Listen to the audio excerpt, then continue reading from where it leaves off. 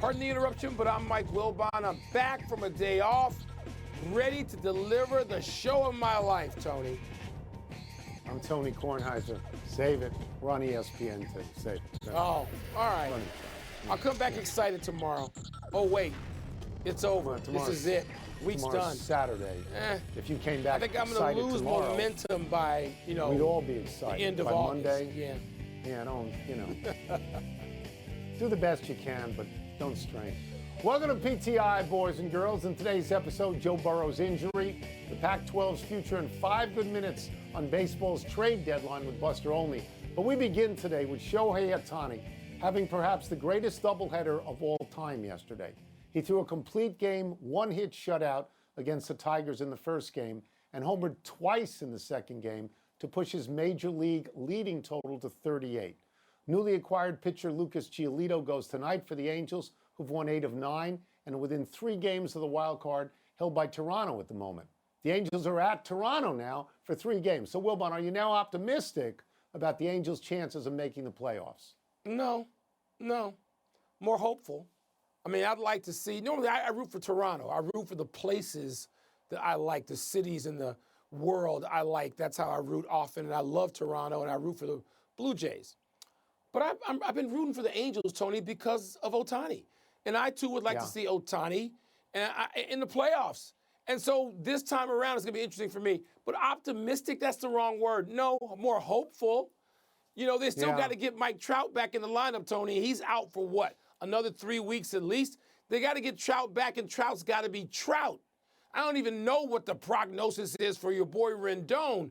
But they've won 8 of 9. I get it. I'm, dealing with a situation here with the Cubs where they've won 6 in a row and 7 of 8. But these are still relatively small samples. They encourage you. You can feel better about it. But with the Angels, they haven't made the playoffs in so long. That's what they do. Their move is to collapse and not make the playoffs. They got to do a lot more winning and have Trout in the center of that lineup before I'm optimistic. So I have no idea if they're going to make it. I like what they're doing because it feels like they're all in at the moment. Trying. And the reason they're all in the moment is dictated by the fact that they have come to understand the only way to keep Ohtani is to try and make the playoffs and say to him, look, we are committed here. Stay with us. We are committed here. That doubleheader he had is unprecedented in the history of Major League Baseball. I mean, it's absolutely remarkable to have gone out and pitched and then gone and hit 2 home runs. Mike, he doesn't have to appear in the second game. He can sit in the dugout with an ice pack on his arm.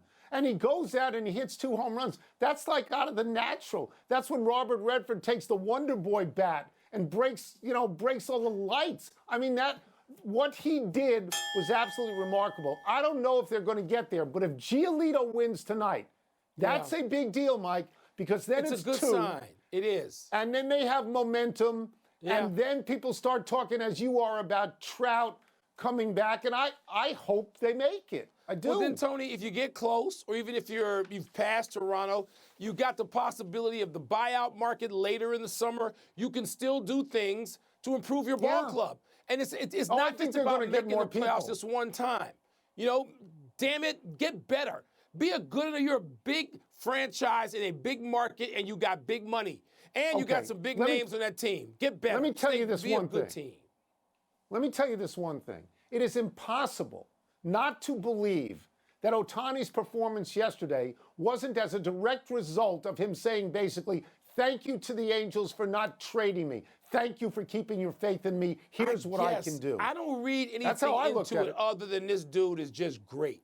He's just great. Go see him.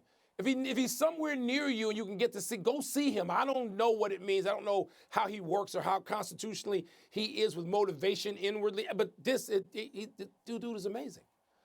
Let's move to the NFL and Joe Burrow.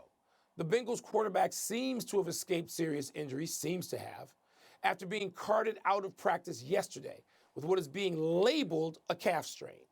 Coach Zach Taylor said today he expects Burrow to be sidelined, several weeks. Tony, but the question is whether he should even practice again until he gets the long-term contract extension he and his agent are currently negotiating.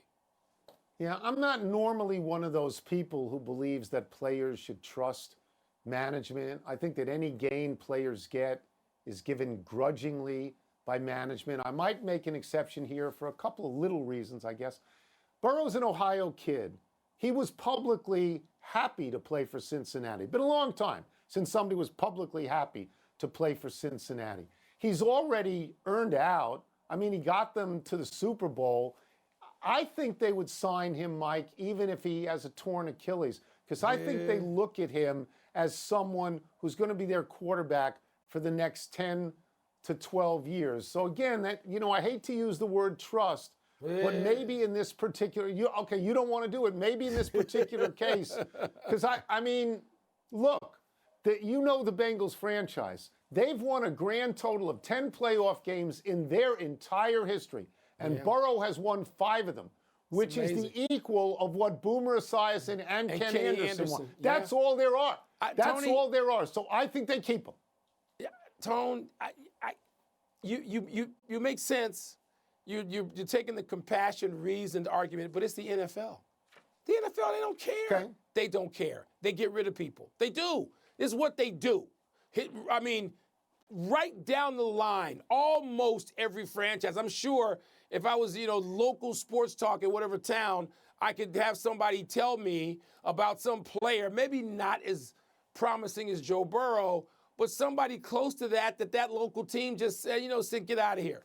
And so, no, I wouldn't trust him. Look, he's going to be out several weeks anyway. So negotiate the damn deal. If the Bengals, like you say, want him that badly, they don't have to see him back on the practice field with a strained calf. If they want him that badly, show that faith. And you know what? If I'm going to trust you, while I'm sitting over here having a pina colada and one of my cigars, sign me now. Yeah. Finish the damn contract. I don't know why they haven't signed him. I don't know why. I don't know if maybe he doesn't want to be there. That would surprise me. Oh, he wants I assume to be he there. wants to be there. Yeah. And he should have more money than Justin Herbert because he's accomplished more at the moment than Justin Herbert. So I expect to see him sign, but I don't know. Yesterday's college conference news was Colorado leaving the Pac-12 for the Big 12. Today's news is who might follow. The leading target for the Big 12 now seems to be Arizona. And this is what Arizona President Robert C. Robbins had to say about Arizona staying in the Pac-12, and I'm quoting here.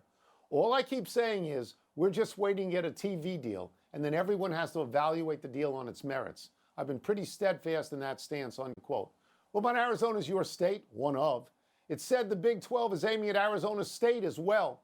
Do you see your Arizona schools sticking with the Pac-12? Not necessarily, but they don't have to go to the Big 12 either.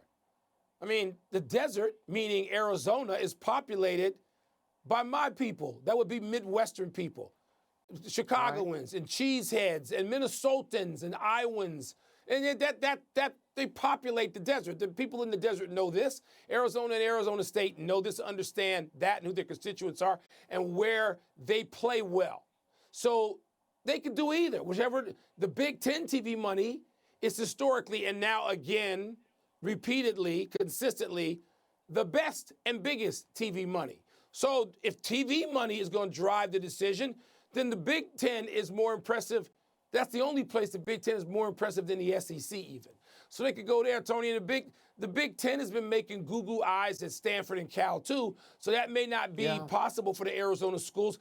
But there's a lot in play here. And I just wouldn't presume that they'd be at the Big 12 or the Pac-12. I wouldn't presume anything. I'm going to go back into the quote by the president in which the president of the school says, we're waiting on the TV money. So this is not a ringing endorsement of the Pac-12 at all. No. This is about television money. It's not about camaraderie. It's not about any loyalty. Essentially what he said is, when you show me the numbers you're going to give me from the Pac-12, Show me the money. If it's not good enough, I'm getting out of here. And I think they would go to the Big 12 at that point. The Pac-12 has been devastated by losing USC and UCLA. Those are cornerstone schools in that conference. Losing Colorado, I don't think is that big a deal. But I was talking with Pat Forty today, and he said, wait a second, hold on. That's a Power 5 conference situation. Leaving one Power 5 for another. And the indication to me was that was weakness on the part of the Pac-12, that it was a psychological blow. I'm going to give you some other schools, Mike. Oregon and Washington. Maybe they're saying, what are we still doing here? You mentioned Stanford, the best academic and athletic institution in the country. They might just wake up one day and say, we want to go to the Big Ten or someplace else. At the moment, Mike, the Pac-12 is the Pac-9, okay? And the reason the Big 12 wants one school, Arizona, is because next year that would give them 14, not 13. It would help scheduling. Let's take a break. Coming up, the Dodgers swing a trade with the White Sox for Lance Lynn and Joe Kelly. We're going to ask Buster Olney about it. We'll also ask him whether a 6-game winning streak that I referred to has turned my Cubbies from sellers into buyers. There's no conferences anymore. It's pretty soon there's going to be no conference. There's going to be one 64-team thing. A mega conference. Wow. I agree. Pardon the Interruption is presented by Corona. Welcome back to Pardon the Interruption, presented by Corona, part of Happy Hour.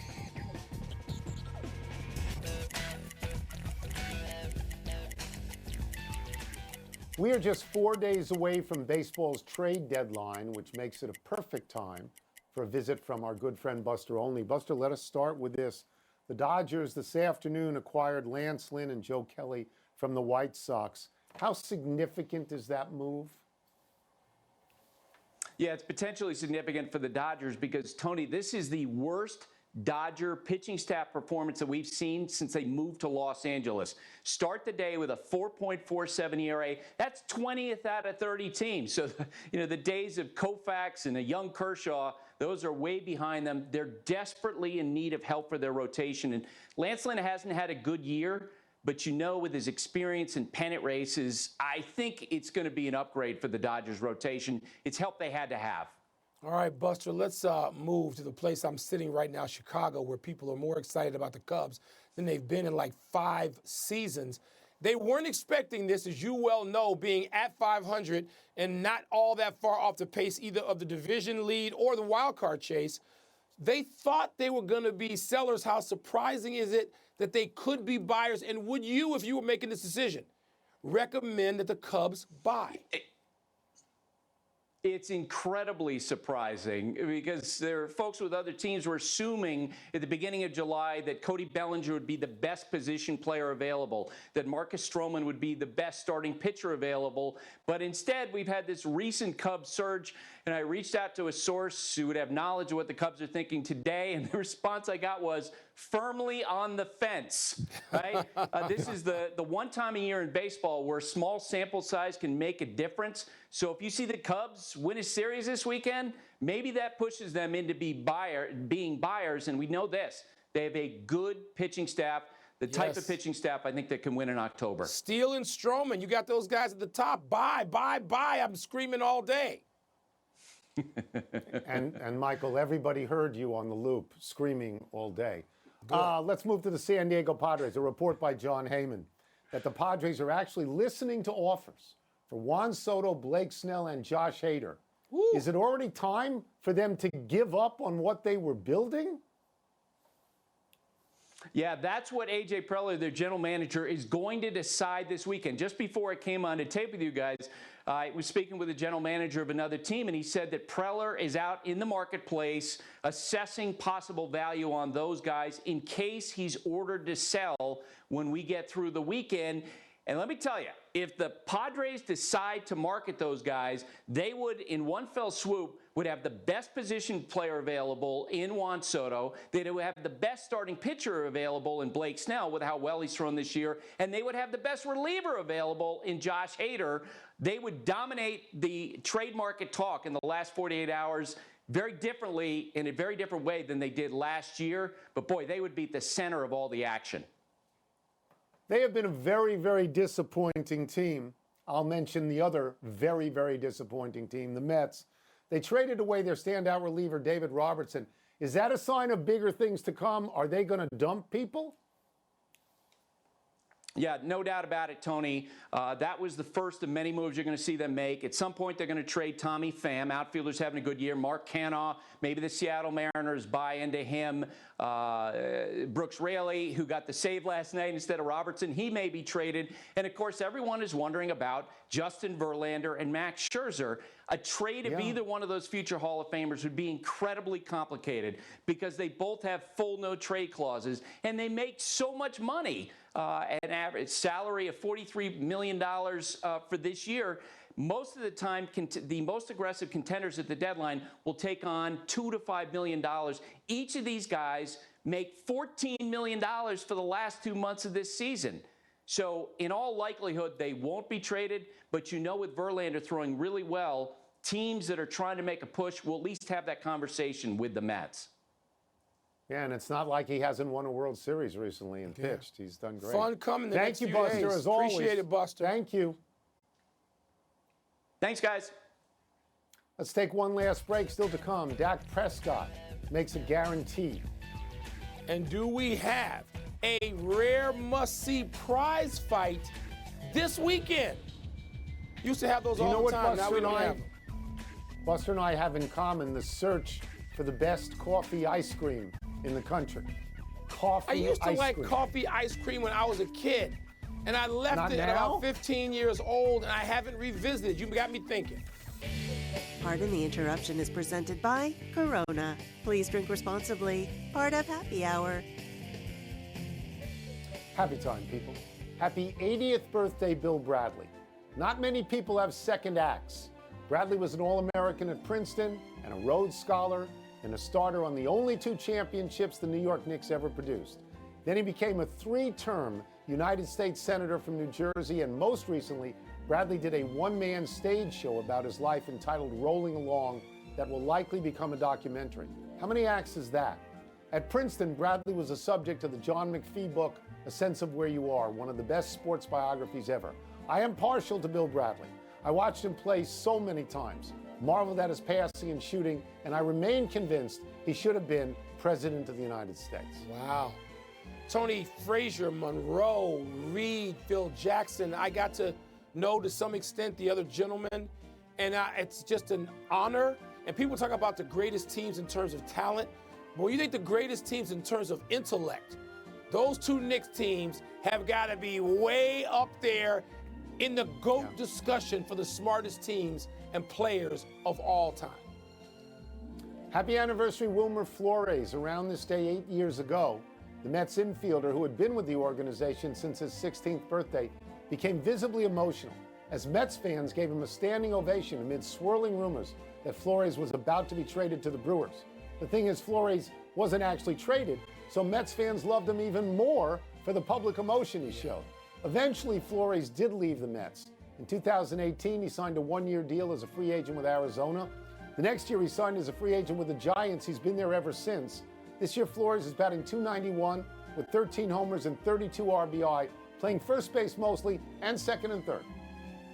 You know, Tony, the phrase, it's a business, comes out of players' mouths all the time, necessarily. But it doesn't mean there aren't emotions there, legitimately underneath. And players often don't want to go anywhere.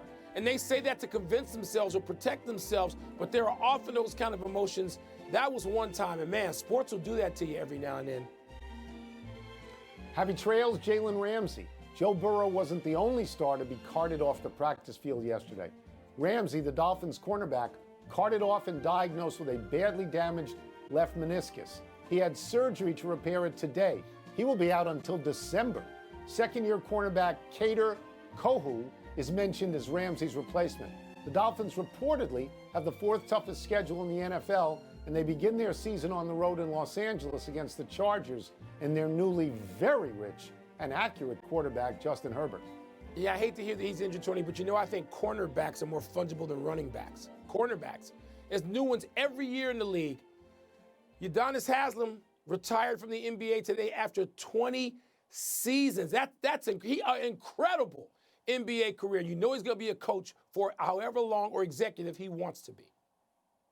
Couple of omissions today. Aaron Judge is in the lineup for the Yankees tonight, and Broncos head coach Sean Payton said of his trashing of Nathaniel Hackett in USA Today, here's the quote, I had my Fox hat on, not my coaching hat. It was a mistake by me. I said what I said, but I needed to have some restraint, unquote. Yes, you did, but it made for a great story. So we're sort of happy you did it, right? Yeah, okay. Yeah, you're not a just be Hackett quiet. guy.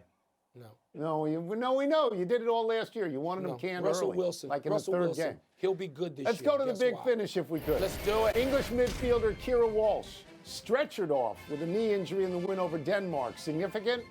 A top player, not the top player, for a top power that's already got missing multiple players with knee injuries. It's a big deal. Dalvin Cook says there's a pretty high chance he signs with the Jets, the overhyped Jets. Is that a good fit for your team? Yeah, because he's a really good back, and because this is why Aaron Rodgers gave back the money.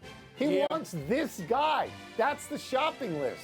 Dak Prescott, your boy, guaranteed he'd reduce his interceptions. Do you believe him? The player under the most pressure in the league, he needs to, but I'm tired of just the Cowboys. I don't care about what they say. I don't. Just play and let's see what happens. Max Scherzer goes against your Nats tonight. Who you going to root for? I'm going to root for Max Scherzer. I love the Nats, watch all the games. They're not going anywhere this year. For nostalgic reasons, I will root for Scherzer. Last one, unbeaten welterweights, Errol Spence Jr. versus Terrence Crawford, Saturday night. You're intrigued, right? You're intrigued. Saturday night at the fights, Tony. You and I grew up with that, huh? Man, Yes. Showtime pay-per-view, they better have that wherever I am on Martha's Vineyard. Don Dunphy with Friday Night Fights. Remember him? We're out of time. Yes. We'll try and do better the next time, and I'm Tony Kornheiser. I'm Mike Wilbon. Have a great weekend. Knuckleheads, you can get the PTI podcast on the Apple Podcast. Uncle Joe Louis. It was a long, great ride. Rest in peace.